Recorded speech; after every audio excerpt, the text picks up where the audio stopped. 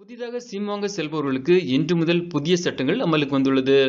Mobile phone வாடிக்கையாளர்களின் ID மற்றும் sim கார்டுகளை தவறாக பயன்படுத்தி தடுக்க புதிய விதிமுறைகள் அமலுக்கு வந்துள்ளன. இந்த விதிமுறைகள் தொலைத்தொடர்பு துறையில் அதிக பாதுகாப்பு மற்றும் பொறுப்புணர்வை உறுதி செய்யும் வகையில் இருக்கும் என்று கூறப்படுகிறது.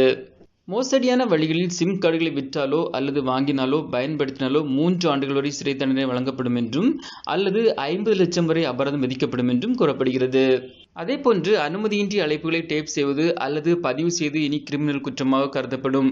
அவ்வாறு செய்யப்படும் குற்றவாளிகளுக்கு 3 ஆண்டுகள் வரை சிறை தண்டனை மற்றும் 2 கோடி வரை அபராதம் விதிக்கப்படும் என்று கூறப்படுகிறது.